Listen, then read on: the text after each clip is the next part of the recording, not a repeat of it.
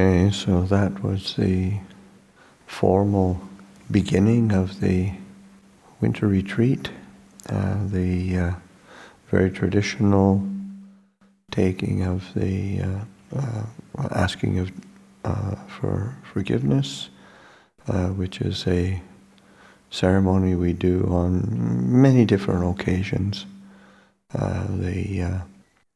Entering a retreat, finishing a retreat, entering of the rains, going and paying respects to senior elders. It's a traditional way of paying respects, and in particular, starting everything with a clean slate, which is a beautiful thing to do. It's also for just in any occasion, or with whether you're a lay person or a monastic.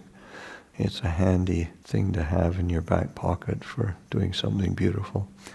And then the taking of dependence on the teacher, so that making that formal intention to rely on the teacher for training and guidance and for teachings, and in the broader sense of this winter retreat. Of course, I'm the most senior elder, and have been requested to take a more active role this winter retreat. But also the other senior elders are here, and they will be giving guidance and instruction, and it's I think just opening oneself to the instruction and guidance of teachers and those with experience. But also in that formula for asking for dependence, and it's also, there's a sense of mutual dependence, because just that recognition that, as, say, teachers, students, as human beings, we live dependent on each other, and in order to help and guide and support and encourage, and it's a two-way street to be able to reflect on that, recollect that, and to just being here to help and support each other during 3 months of retreat time. It's a great opportunity, and then certainly just the monastic community relying on the retreat crew. The retreat crews made a great commitment to help out and support the retreat. So these are mutually beneficial relationships that you build as a retreat begins and carries on, and hopefully even out of retreat. But it's these are the formal sort of structures, and even though I'm myself and Ajahn Guru Dhammo to a lesser degree, we are back for the retreat. I don't think either of us have really landed yet. It's been a few days since we arrived, and jet lag and tiredness, and I myself sort of getting over a really nasty bout of bronchitis and left me tired. So, the theme of this retreat is going to be the foundations of mindfulness, and the meditation that we just had was hardly a stellar example of foundations of mindfulness. I made it through. I didn't fall out of my chair anyway, so hopefully I will be more present as we continue. And as I said, the theme was chosen to be the 4 foundations of mindfulness, and this is I think a great theme to explore and work on. It's the essence of the spiritual path of Buddhism, and of course the Buddha himself placed tremendous importance on the cultivation of mindfulness. It comes up over and over and over again how I mean, of course, there's a few themes that are really central to the Buddhist teachings. Four Noble Truths, Four Foundations of Mindfulness. Four Foundations of Mindfulness include the Four Noble Truths in the contemplations on Dhammas.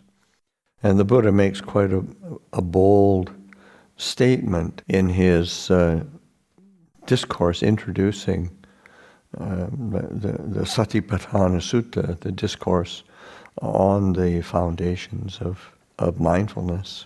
And the Buddha says, this is the direct path for the purification of beings, for the overcoming of sorrow and lamentation, for the disappearance of pain and distress, for the attainment of the true method, and for the realization of Nibbana. So it's a very bold kind of statement. It's quite an emphatic statement in that sense of this is the direct path. Ekayana maggo, another way of translating that one is direct in that sense of this is straight to the point, straight to the essence of what the Buddha is teaching. And as another way of translating is a path going in one direction only. I mean, it's fleshing it out a little bit, but it's purification of beings, just the freeing the heart from greed, hatred, delusion, and being able to liberate the heart from its biases and its attachments, and being the overcoming of sorrow and lamentation. This is not to increase one's suffering. This is not to make yourself more miserable. This is to really overcome and free the heart from its tendencies for sorrow, sadness, lamentation.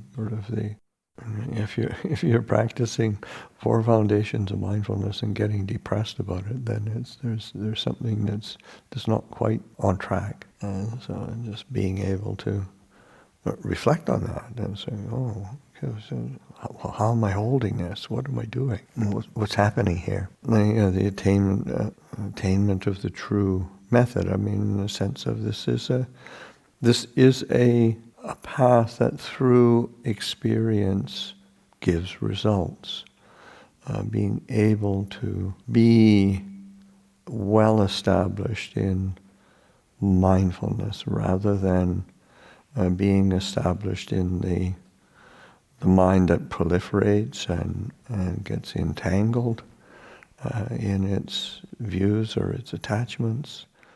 That is the method that takes one away from the tendencies, and it's a path that works. It is interesting on the nowadays mindfulness is a bit of a buzzword out in the world, and it has. I mean, there's mindful everything these days, but they've done a lot of research and it's been tested, and it's definitely one of the results that it's shown is that it really helps people with, say, like depression, with tendencies to stress and anxiety, and so that being able to use it skillfully, learning the skill of cultivation of mindfulness, and of course that has a very beneficial worldly effect, but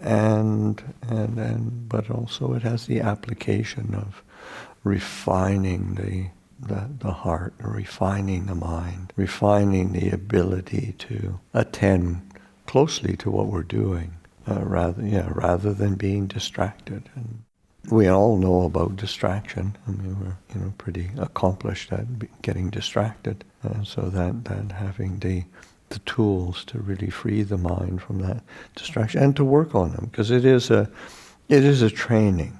It isn't sort of a one shot deal. It is a nice idea that you apply and then everything sort of all of a sudden turns rosy.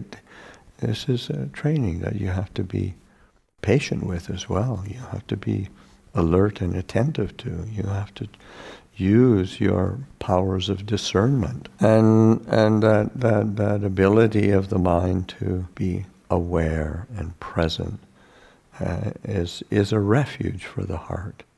So that learning how to take that refuge, and also just recognizing that mindfulness is very nuanced. There tends to be a common understanding, I would say common misunderstanding. Mindfulness being some kind of attention, solely in this present moment awareness, like you're just really focused on the present moment. And well, no, not really, because the present moment encompasses. You've got a perspective on the past and the future, and how to be clear, or the kind of bare attention where you're not really considering anything, and other than just focusing attention on one point. Say the point of the breath or one's meditation object. No, not really, not at all. It's much more nuanced than that. It's subtle. It's a so-called bare attention is a misapplication oftentimes. Yes, of course, you're not proliferating or just distracting yourself, but it's not so, say, one-dimensional. And because when the Buddha himself describes mindfulness in the Satipaṭṭhāna and any discourse where he references the foundations of mindfulness, he always points to different qualities, particularly four different qualities, and they come up all the time. And in the Pali is atapi sampajano satima vinaya lokeya bicha domanasa. And the quality of atapi is a word pointing to effort. And again, this is sometimes mindfulness is sort of some effortless awareness sort of thing. Well, no, you got to apply some effort. Atapi is actually Ajahn Jeff translates it as ardent, which is a good translation, because even the word ardent means there's some fire there, some heat, there's some action going on. They're ardency. And when it's translated into Thai, they don't try to just find one word. It says it's the effort directed to the burning up of defilements, which is a nice image to be reflecting on. You're sort of, okay, how do I burn these things off? How do I not get caught by them? So that there is effort applied, and one has to learn how to direct effort. One has to learn how to modulate effort, because it's not just because whenever you speak of effort from a Buddhist perspective, it's not how quantitatively how much you do. It's more the quality of what you do. How attuning the sense of whatever effort there is, that is for the arising and maintaining of wholesome, skillful, beautiful states of mind. Yeah, that's right effort. Or whatever effort that you put in for the restraining and relinquishing of unwholesome or unskillful states. That's right effort. So it's more in terms of how the effort is directed and what it's used for. So it takes mindfulness. You have to be attentive. You have to be alert. You have to be present. And that's the meaning of the second quality, atapi sampajanya. Sampajanya Sampajañño is oftentimes translated as clear comprehension, the old translation. Ajahn Jeff translates it as alert.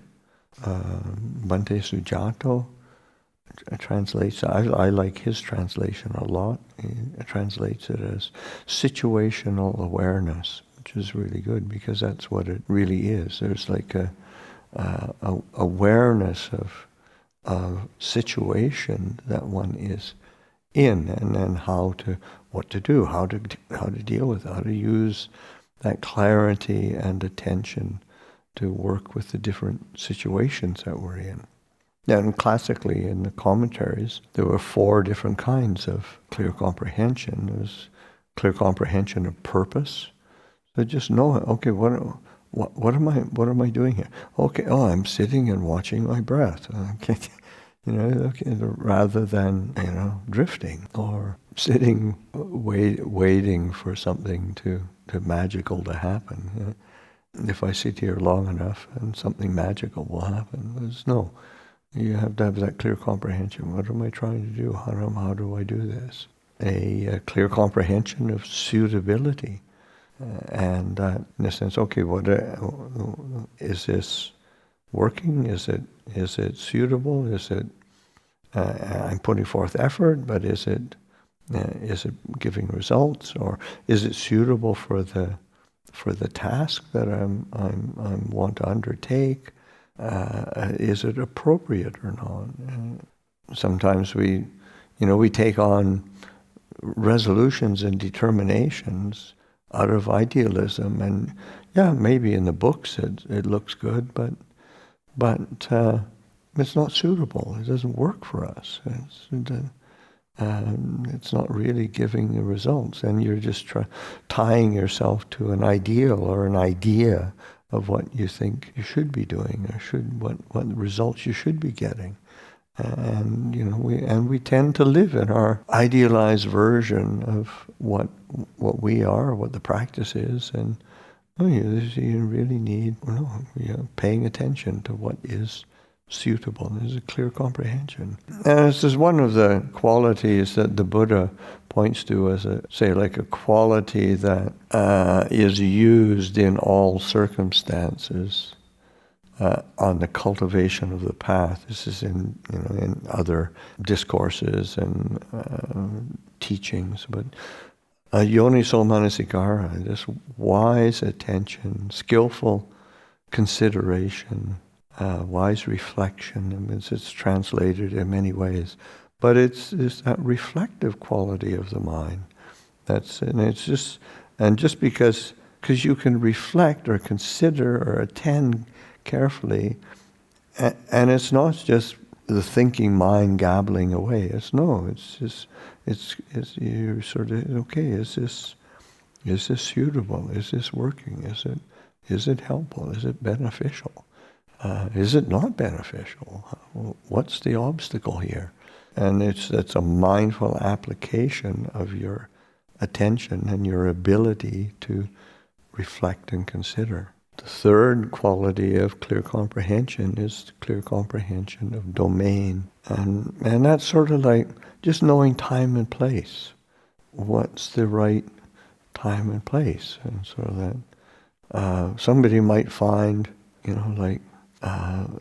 doing mindfulness of breathing, and they find that it's really helpful from time to time to do, deep breathing. However, there's a Burmese method where they do this over and over again through it. And anyway, how we practice, the right time and place would be in your kuti by yourself, not when you're gathered in silent meditation hall and then somebody decides to do sort of deep breathing exercises. Or doing pranayama or something. So, it's like awareness of time, a clear comprehension of domain, or a time and place, circumstance, situation. And the last one is is quite broad in the sense of clear comprehension of, Ajahn Jeff translates it as of reality. And the Pali is asamoha, which is kind of freedom from delusion. So that a clear comprehension, what would it take to be free of delusion? What would it take to be free of the trappings of self, the kind of the machinations of the I-making, the mind-making, the kind of underlying tendency to conceit and self-obsession. So that's clear comprehension. So what is? Because we have to learn how to step out of those proliferations of me and mine. And when we do that, it's incredibly peaceful, incredibly clear. So this quality of clear comprehension, sampajanya is a clear comprehension. So atapi sampajano satima. And satima basically means possessed of mindfulness. So possessed of mindfulness, possessed of a clarity of attention, being able to sustain attention, but it's not this ultra-focused kind of, that's not what mindfulness is. It's not ultra-focused. It's focused on what helps one be free from dukkha, free from suffering, free from sorrow and lamentation, free from pain and distress. So it's got a purpose. And so learning how to pay attention, because sometimes it does creep, that the ideas of if I really had mindfulness, I wouldn't get distracted. Also, then we just try to clamp down and force the mind not to move, and it isn't how the mind works. In order for the mind to stay on an object, it actually has to be happy with it. It has to actually enjoy it, has to delight in it, and to be mindful of what is actually helping the mind to be happy and contented within itself. So that's staying with the breath, staying with a theme, so whatever.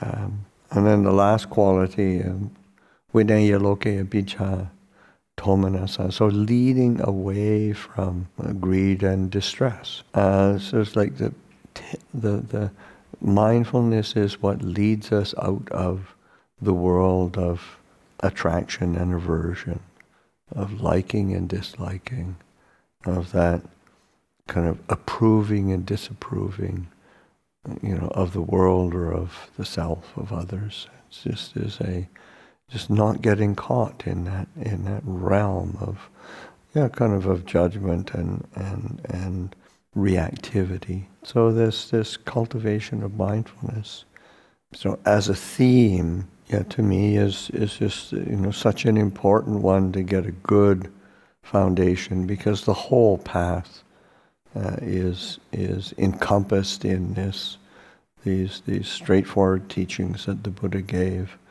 and we'll have the winter retreat to explore all the different themes and foundations of mindfulness, or as Ajahn Jeff translates it, for the frames of reference, which is a good, to me, that's a really good translation, a way of holding it. These are frames of reference of how we view ourself and our experience of the world around us. So I just encourage people to pick up the themes of the retreat, pick up the opportunity to have a more sustained attention on the more formal aspects of practice, and to not get too tied in knots about how you're doing and what you think you should be doing, and just taking the opportunity to enjoy 3 months of retreat time. It's sort of like when Ajahn Sumedho asked Luang Por, after being with him for a couple of years, he said, what is meditation really? And Ajahn Chah's response, meditation is a holiday for the heart. and he's just struggling away, and we do that ourselves, and we get caught in all different ways of struggling and entangling ourselves in unnecessary complication, and just sort of say, I've got this opportunity of a holiday for the heart. So I'll offer that for reflection this evening.